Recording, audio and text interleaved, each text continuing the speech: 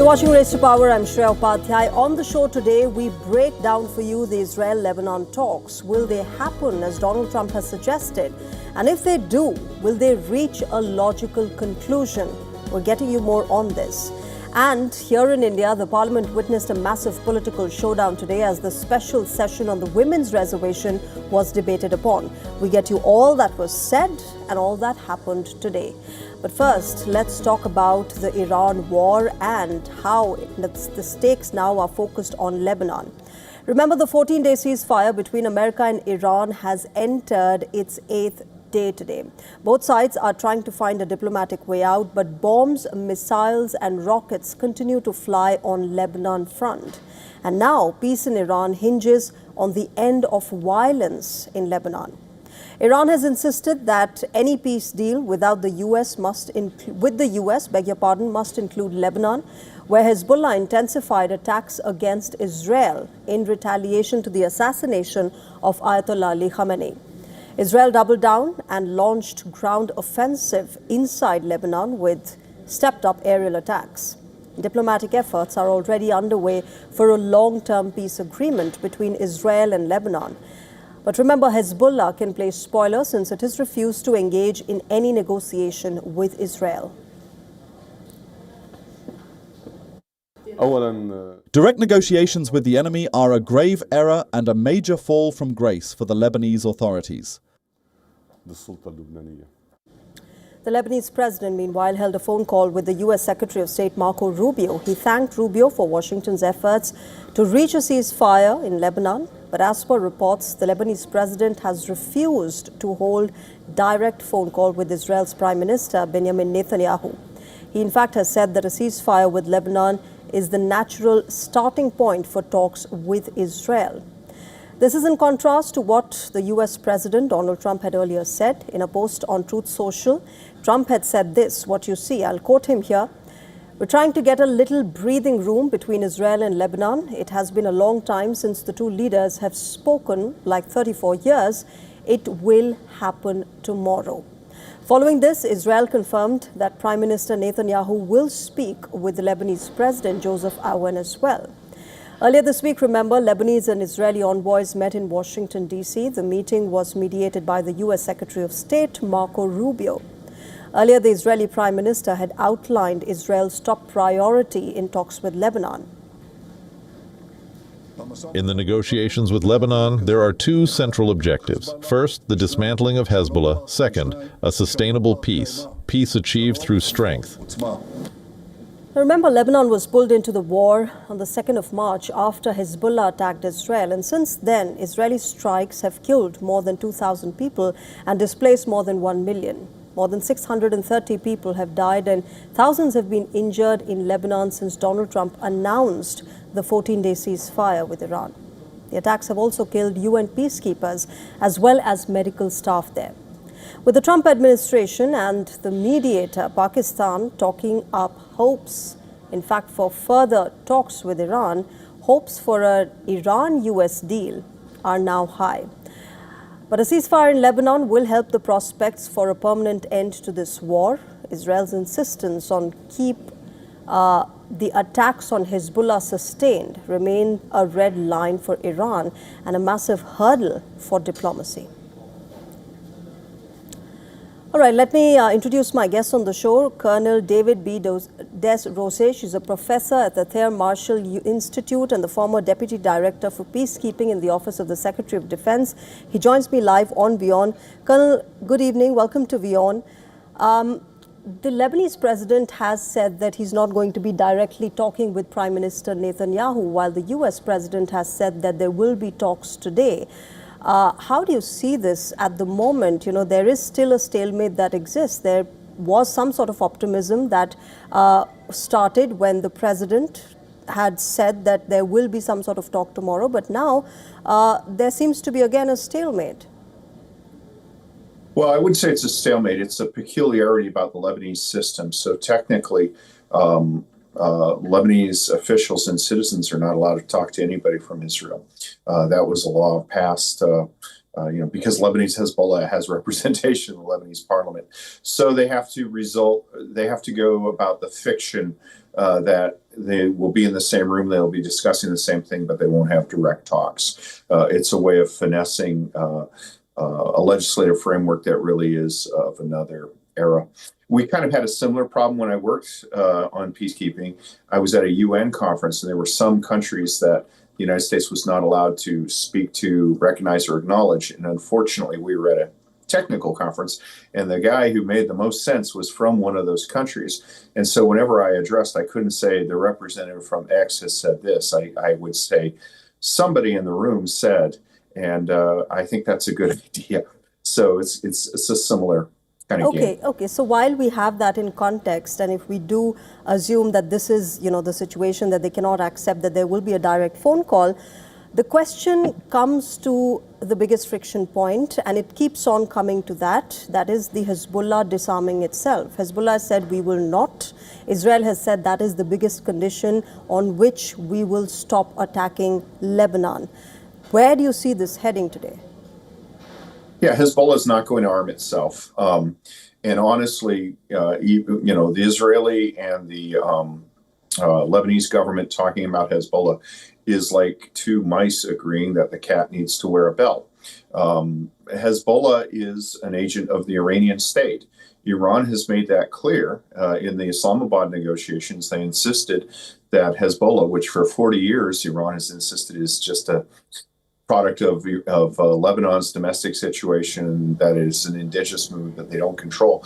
They insisted that that be included in bilateral U.S.-Iran talks. So what they basically said is, this is our organization, and we need to, we're willing to vest our national power and in order to preserve their interests. The Lebanese state has not shown the capacity or definitely and arguably the will to disarm Hezbollah. Hezbollah clearly will not disarm itself, because that would offend its Iranian masters, who are the people who ordered it into this war. I think the best we can hope for is a consensus on what needs to be done. And then I think the only people with both the desire and the capacity to do something about it ultimately will be Israel. It's also interesting, Colonel, that Israel has always followed that dual approach when it comes to Lebanon. It keeps on talking with the Lebanese government, but at the same time, it keeps on striking Hezbollah as well. And that has been its approach for a long time. But today, when these talks are happening, there's also a lot of speculation, and since a long time at that Lebanon must join Abraham Accords. Do you see that as a logical conclusion of these talks if and when they happen? No, I don't. I think that that's a step too far. And I think that honestly, Israel doesn't want to have a country coerced into joining the Abraham Accords. They want to have it like the United Arab Emirates, where they did it on their own accord.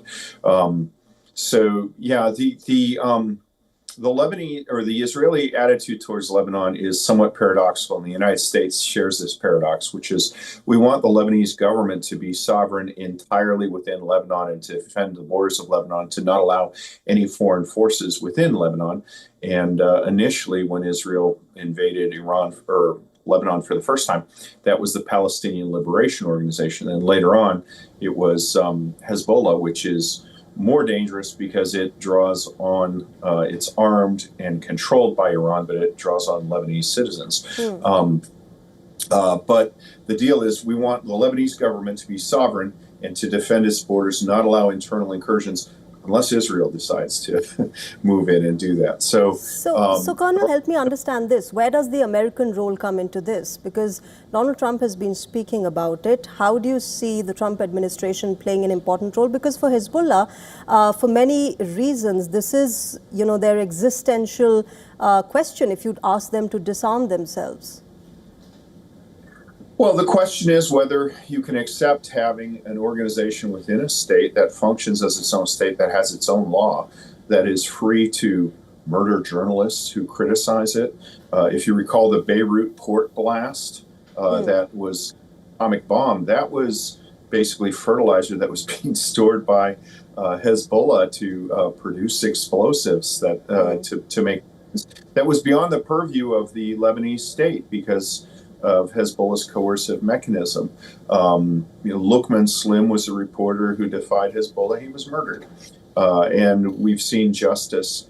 Lebanese justice does not apply to Hezbollah. Hezbollah even murdered, this was prior to the war, they murdered an Irish peacekeeper, a member of UNIFIL, because he violated informal rules. There were villages that the UN was not allowed to go into. I mean, this is clearly an so organization. do you think President Trump will be able to stop all of this? No, I don't think he will. I think that what he will do, I think that the best outcome we could hope for would be an agreement between the Lebanese state. First off, Hezbollah has always tried to conflict attacks on it to attack us on the Lebanese state and the Lebanese people. So just putting the lie to that false distinction would be progress. And then I think if there is concurrence between Israel and the Lebanese state as to what the desired end state would be and what the role of Hezbollah would be, just an agreement that the goal of these two states is to have a disarmed Hezbollah that doesn't threaten its neighbors and doesn't threaten the Lebanese state, that would be significant progress, because then Hezbollah would find itself isolated. All right, let's wait and see how today moves forward for both sides. Thanks very much, Colonel, for joining us on WION and sharing your perspective.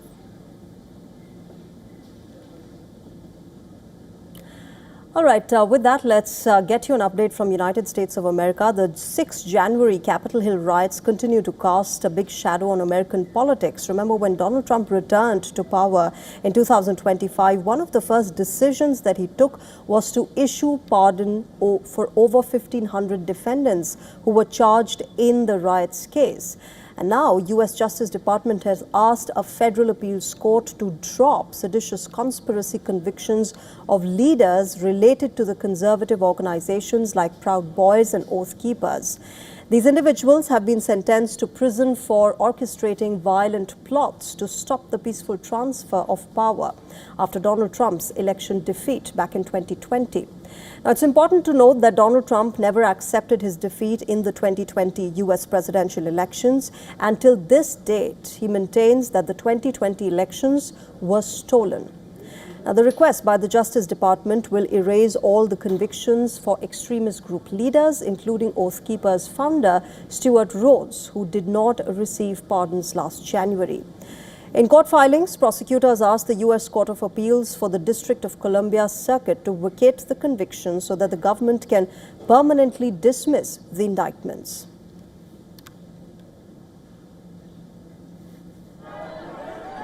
And my colleague Susan Teherani is joining us live from United States. Susan, get us more on this latest development. This has been a point of contention within the Trump administration and the Democrats particularly. But what's the latest that you're hearing as far as this request for the Justice Department is concerned? Right. So if you remember, when President Trump took office for a second time, the first thing that he did was to pardon most of those January 6th demonstrators.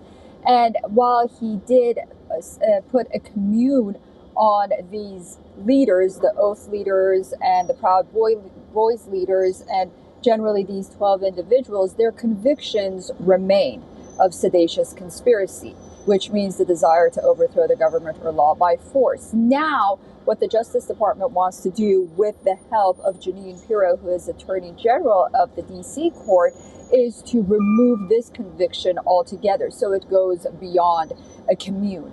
And they believe that the courts will agree with them. And so these convictions for these individuals will completely be erased, like those other defendants that President Trump pardoned in the beginning of his administration for the second time.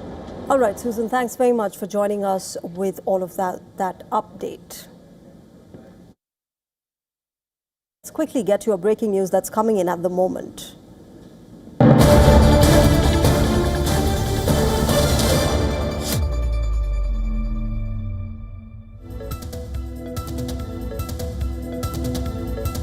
All right, that is the big breaking news that's coming in. Prime Minister Narendra Modi has received a phone call from the French President Emmanuel Macron. They've held talks telephonically.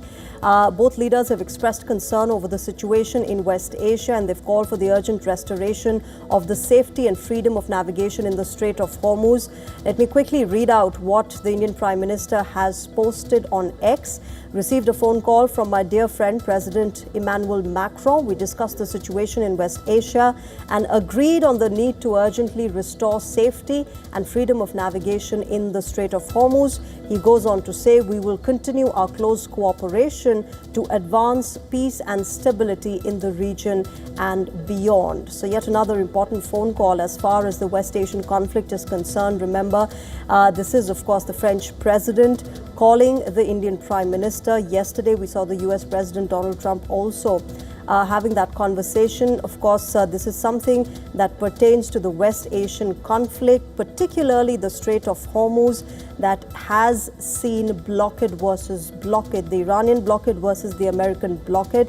And that is something, of course, that the entire world has been concerned about. Now, the French President reaching out to the Indian Prime Minister as far as, that request of urgently restoring the freedom of navigation in the Strait of Hormuz is concerned. A very concerning situation for the entire world, because of which there has been, a fuel shortage and crisis in several regions across the world.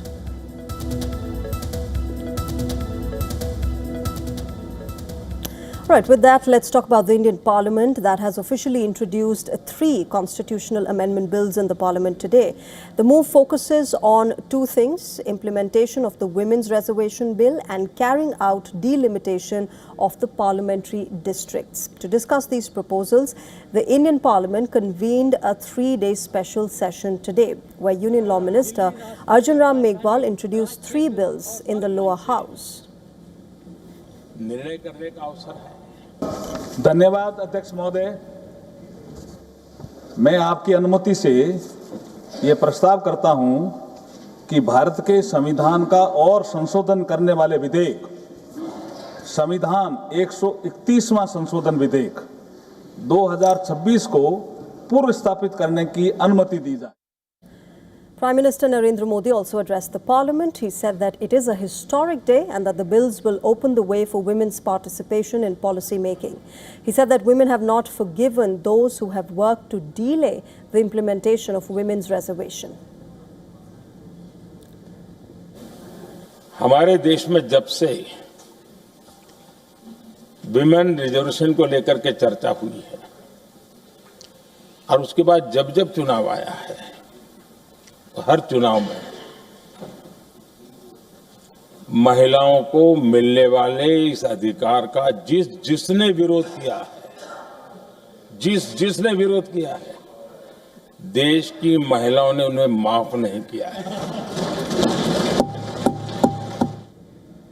Now remember that political parties in India's southern states have been opposing delimitation. India's constitution mandates that the allocation of seats should be proportional to the population of states. Because of this, southern states fear losing representation due to higher population growth in India's northern states. In his address to the Parliament, Prime Minister Modi assured that no state will face discrimination. And as elected representatives, members of the Parliament are not allowed to think of India in fragments. चाहे दक्षिण हो, उत्तर हो, पूर्व हो, पश्चिम हो, छोटे राज्य हो, बड़े राज्य हो, मैं आज एक जिम्मेवारी से कहना चाहता हूं कि निर्णय प्रक्रिया किसी के साथ भी भेदभाव नहीं करेगी।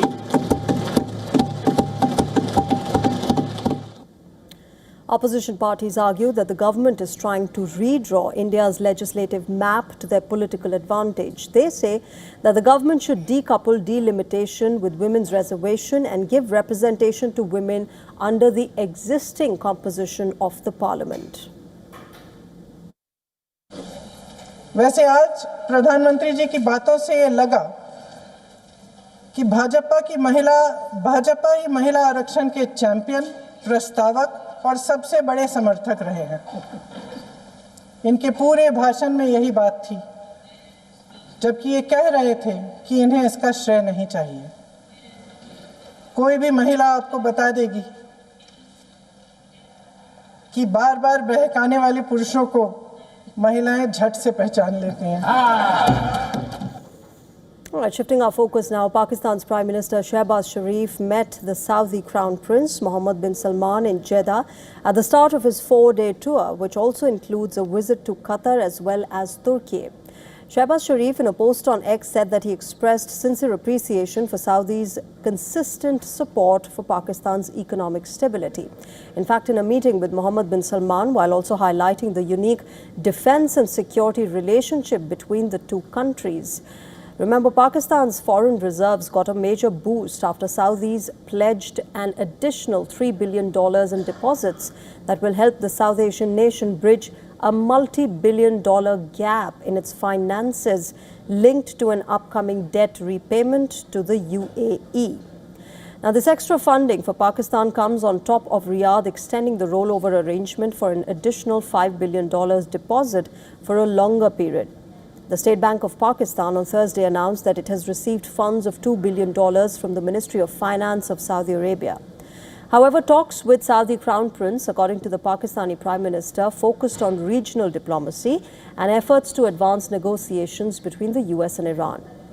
Shehbaz Sharif in the post said that during the meeting with Mohammed bin Salman, he reiterated Pakistan's firm commitment to advancing its efforts to encourage both the US and Iran towards an agreement aimed at lasting peace and stability in the region. His visit comes at the same time when another Pakistani delegation led by the Army Chief of Pakistan, Asim Munir, is in Iran. An Al Jazeera report suggests that Munir will be heading to Washington, D.C. from Tehran. Amid all of this, the former Pakistan Minister Fawad Chaudhry has made a big statement. He has claimed that Munir is the country's de facto leader and added that real decision-making rests with the military leadership. In an exclusive interview with ANI to prove his points, Fawad Chaudhry also pointed out to a recent instance where the US president referred to Munir as Pakistan's leader, adding that he did not even bother to talk about Shehbaz Sharif. 2 days ago, Trump showered praises on Munir once again. In an interview with the New York Post, he said, and I'm quoting him here, he's fantastic and therefore it is more likely that we go back there, that is Pakistan. This while talking about the next round of negotiations with Iran.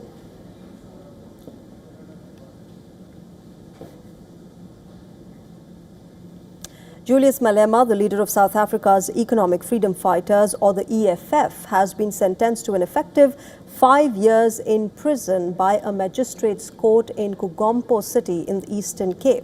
Now, the ruling, remember, stems from a 2018 incident at an EFF rally in Umdantsane. Malema fired shots into the air with a rifle during the party's 5th anniversary celebrations at Caesar Dukashe Stadium.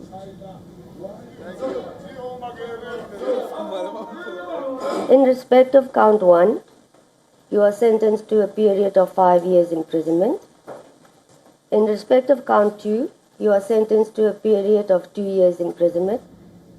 Prosecutors argued the act endangered public safety and showed disregard for South Africa's strict firearm laws. Malema, who's one of South Africa's most controversial and charismatic politicians, showed a little emotion in court as the sentence was read.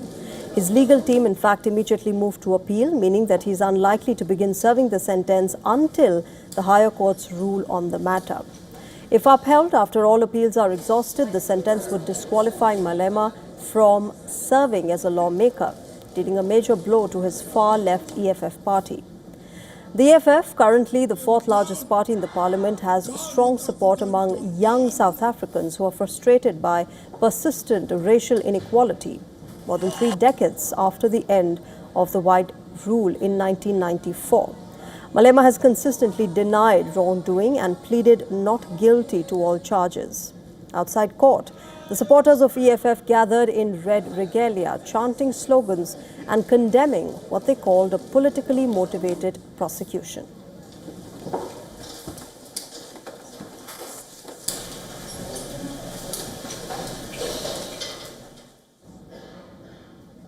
Well, with that, it's a wrap on this edition of Race to Power, but we will keep getting you updates from around the world. Thanks very much for joining us tonight. Bye-bye.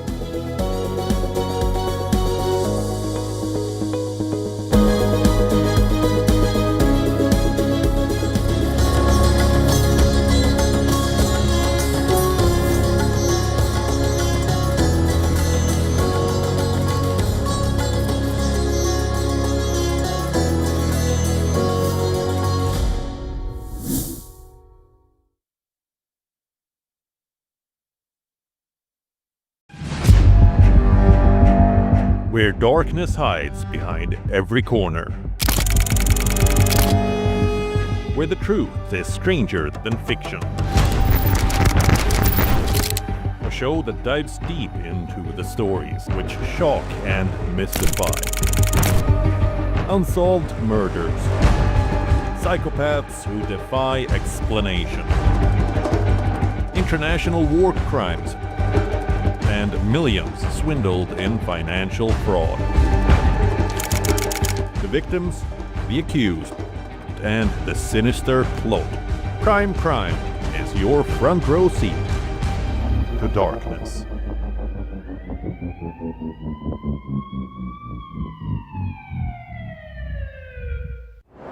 Five states, one powerful voice. From Tamil Nadu to West Bengal,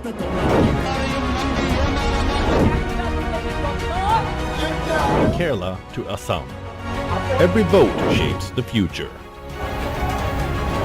Get the election pulse only on WION. In-depth coverage of global issues broken down into facts, figures, and simple words. Backed with analysis from field experts who truly matter, because we believe in decoding the real picture for you. So you get a much wider and deeper understanding of stories from around the world, a 360-degree analysis. An award-winning documentary series, week after week creating the maximum impact. Watch WION Wide Angle at these times on WION. World is One. From the bustling trading floors of Wall Street to the vibrant exchanges of Asian stock markets, WION breaks it down for you to make sense of what's happening. As we reveal the key factors behind events, strategic battles, and the game-changing business decisions that shape the world. We bring you all of this and more on World Business Watch. Campaigns, elections, alliances, controversies, and power play. Stories that analyze global and domestic politics. A dedicated show with varied perspectives, expert take, citizens' voices, detailed ground reports, and in-depth coverage from political corridors of the world. This is Race to Power, only on WION. In this rapidly changing world, is your health keeping pace? Best practices and breakthroughs busting the hype with real insights. The timeless power of yoga and ancient healing. Good food, good mood. Small steps, big impact. Your health matters. Only on WION World is One. Because nothing matters more. In West Asia, every move shifts the world's balance.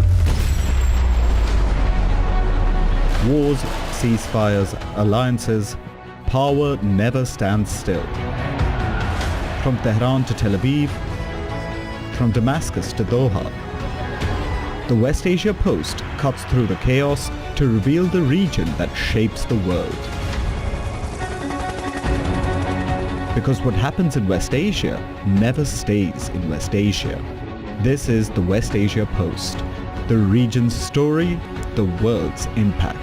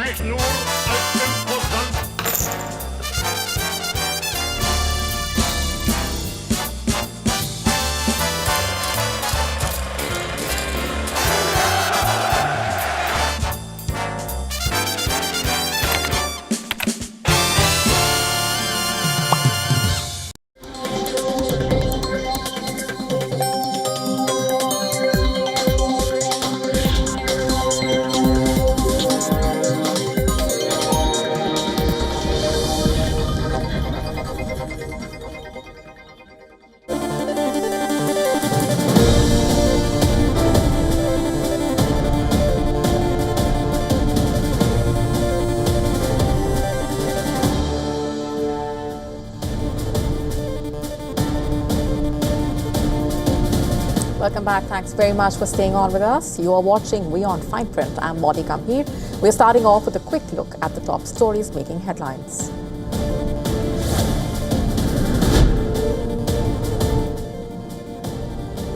Reports say the Lebanese president has rejected a U.S. request for a direct phone call with the Israeli prime minister. This as the IDF carried out multiple strikes in southern Lebanon.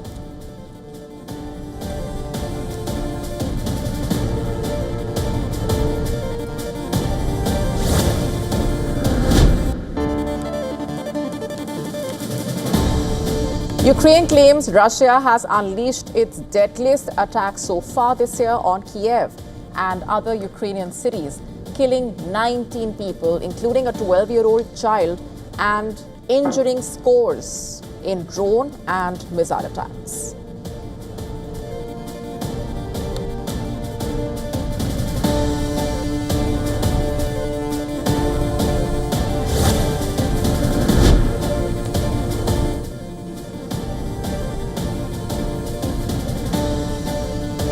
The U.S. Secretary of War says the U.S. will prevent all shipping from entering or exiting Iranian ports in the Strait of Hormuz for as long as it takes.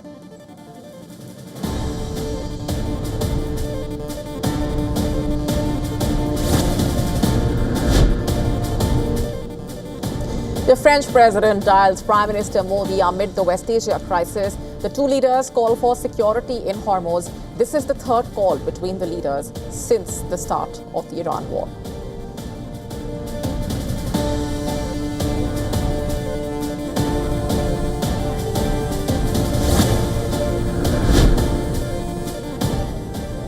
The German Chancellor says Germany is ready to help secure the Hormuz transit after the end of hostilities. This as the US pushes its NATO allies to help secure the crucial waterway.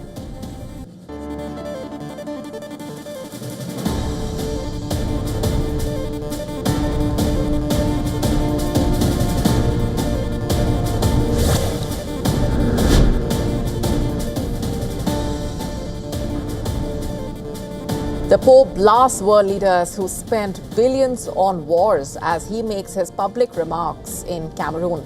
This after the US president attacked him again on social media.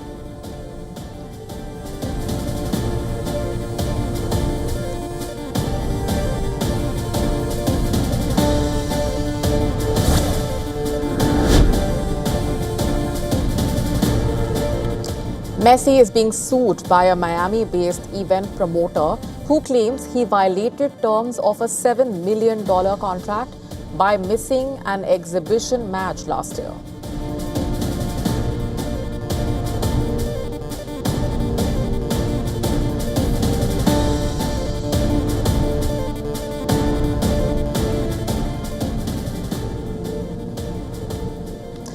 At least 19 people dead, 98 injured in one of the fiercest overnight barrages in recent weeks in Ukraine.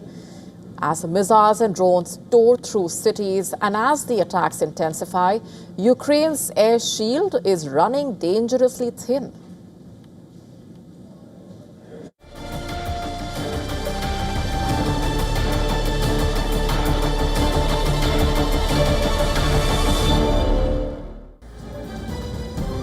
Flames ripping through apartment blocks, smoke swallowing the skylines, sirens screaming through the dark. These are the latest images from Ukraine after another brutal Russian overnight assault. Across Kyiv, emergency crews raced into shattered neighborhoods as debris covered roads and broken glass rained across streets. Rescue teams searched damaged buildings while families fled burning homes. It hit me like a smash. I couldn't do anything. I couldn't figure out what had happened. That blood was flowing all around me, you see. I looked. Then again, another strike. I jumped out onto the street.